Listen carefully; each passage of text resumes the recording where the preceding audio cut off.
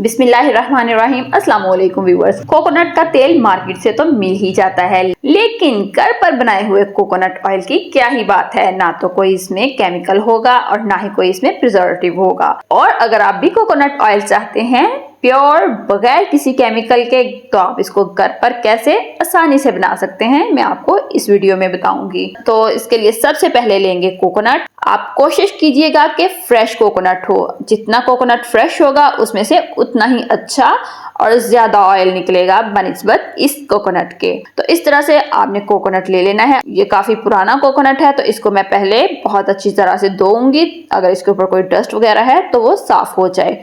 तो धोने के बाद इस कोकोनट के छोटे छोटे पीसेस कर लेने हैं। आप चाहें तो इसको कद्दूकश भी कर सकते हैं। इसके बाद हमने इसको ब्लेंड करना है, तो इसके जितने ज्यादा छोटे पीसेस होंगे उतनी ही ये आसानी से ब्लेंड हो जाएगा। तो मैंने इसको काट कर छोटे छोटे पीसेस में कर लिया है। इसके बाद इसके अंदर थोड़ा सा पानी शामिल करके इसको ब्लेंड कर लेंगे। इसको आपने बहुत अच्छी तरह से ब्लेंड कर लेना है। ब्लेंड करने के बाद इस तरह से आपने कोई भी जाली वाला कपड़ा ले लेना है या कोई मलमल का कपड़ा लेकर इसको छान लेना है। इसको बहुत अच्छी तरह से प्रेस कर करके इसका जो सारा कोकोनट मिल्क है वो निकाल लेना है। इसके बाद इस कोकोनट को दोबारा से मैं जग में डालकर इसमें मजीद पानी शामिल करूंगी और इसको एक दफा और ग्राइंड करूंगी। तो ये देखें, इसको मैंने एक दफा और ग्राइंड कर लिया है। इसके बाद इसको भी इसी तरह जाली के कपड़े से छान लूंगी। तो मैं इसको 2 दफा ही छान रही हूँ। आप अगर एक दफा और करना चाहें तो कर सकते हैं, इससे ज्यादा की जरूरत नहीं है। अब जो ये कोकोनट मिल्क हमारे पास है, तो इसको थोड़ी देर के लिए फ्रिज में रख देंगे ताकि जो इसका कोकोनट बटर है और जो पानी है वो अलग-अलग हो जाए। तो ये देखें व्यूअर्स, इसको मैंने 1 से 2 घंटे के लिए फ्रिज में रख दिया था और आप ये देख सकते हैं कि इसका कोकोनट बटर ऊपर आ चुका है और जो वाटर है वो नीचे अलग हो चुका है। तो इस तरह से हमने बहुत ही एहतियात के साथ इस कोकोनट बटर को निकाल लेना है। तो इस तरह से इस सारे कोकोनट बटर को निकालने के बाद मैंने इसको सॉस पैन में डाल लिया है। सॉस पैन में डालने के बाद इसको हम पकाएंगे।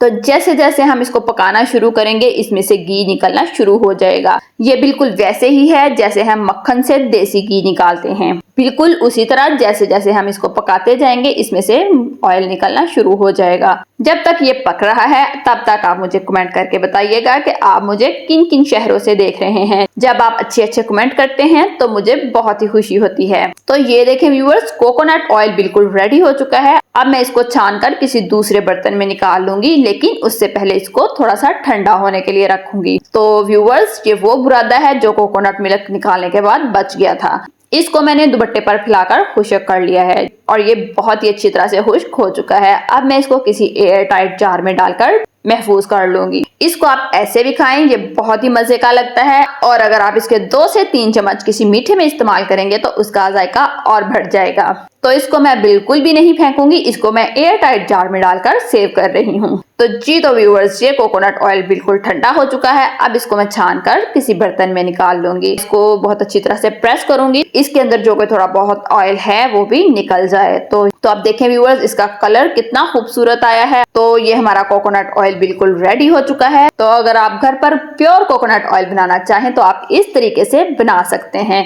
वीडियो अच्छी लगी हो तो लाइक, शेयर और मेरे चैनल को सब्सक्राइब करना ना भूलिएगा। अल्लाह हाफिज।